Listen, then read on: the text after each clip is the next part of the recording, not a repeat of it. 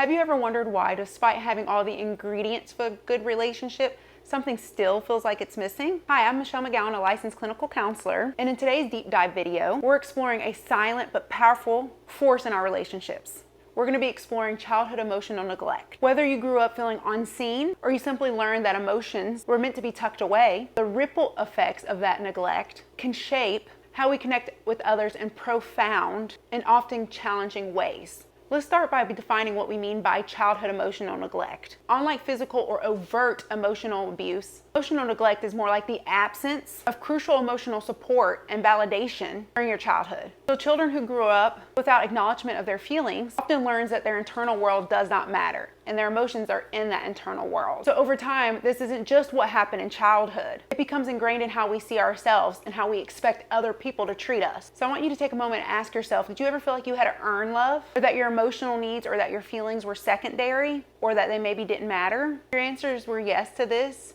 and that you felt this way as a child, then often that's where neglect begins. So if you felt this way as a child, the ripple effects of that into your adulthood are vast and they're far-reaching. And many individuals who experience emotional neglect as a child, often as an adult, they struggle with things like low self-worth, feeling worthy of a deep connection. They can find it hard to ask for what they need, and they can experience a lingering sense of emptiness despite having outside external validation from others. So in relationship, these type of effects can translate into them either overcompensating or trying hard to be perfect or shutting down emotionally in fear of being rejected. So today I really want you to see that these type of responses are not character flaws. They're not just who you are and that's it, but they're more like survival strategies that were formed in response to the lack of emotional nourishment that you didn't receive as a child. So let's break it down a little bit further into how it plays into our relationships. So the effects of emotional neglect as a child, like I said, has a huge ripple effect into your adulthood. So when it comes to your relationships, it can create things like this push and pull dynamic where you might crave this closeness, but then you also fear the closeness.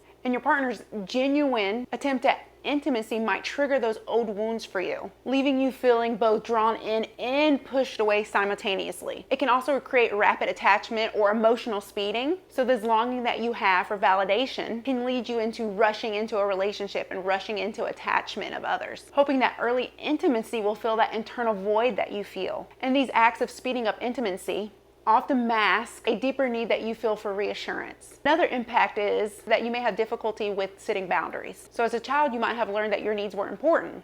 And because of that, as an adult, setting boundaries can feel like an act of rebellion against a system that never made you feel safe. Another effect is self-silencing. So many survivors of emotional neglect internalize the message that their feelings, that their emotions don't matter. Internalize the message that their feelings are not valid, which can lead to a habit of you minimizing your needs or ignoring signals in a relationship that indicate disconnection. So recognizing these patterns is the first step towards healing.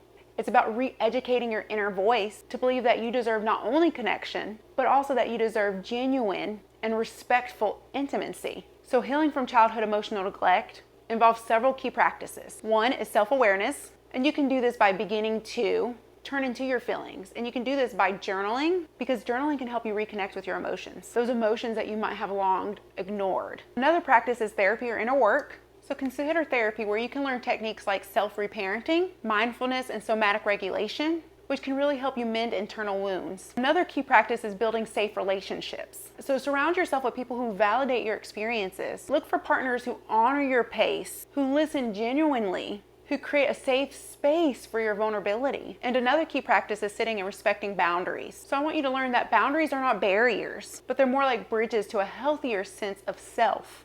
What boundaries do is that they protect the space for you to grow and connect authentically. And I want you to remember that healing is not a linear process. It's a process of consistent practice, self-compassion, and sometimes relearning what intimacy truly means. So there are a few exercises that you can do to start your healing journey. One is conduct emotional check-ins. So just spend 5 minutes daily asking yourself, how am I really feeling? And notice in your body where you feel tension or emptiness. And this practice reawakens the ability to recognize and name emotions. Another exercise you can try is boundary reflection, where you write down situations where you felt either overextended or situations where you felt unheard. And then I want you to ask yourself, what could I have done differently in those situations where I could have asserted my needs? Then reflect on small, achievable ways to honor your feelings. You can also do an affirmation practice where you create or choose affirmation that counters your inner narrative. For example, if you're not feeling worthy, you can say, I am worthy. If you're not feeling seen, you can say, I am seen. If you don't feel like enough, you can say, I am enough. And I want you to repeat these affirmations out loud during those moments of self-doubt, because these practices can help bridge the gap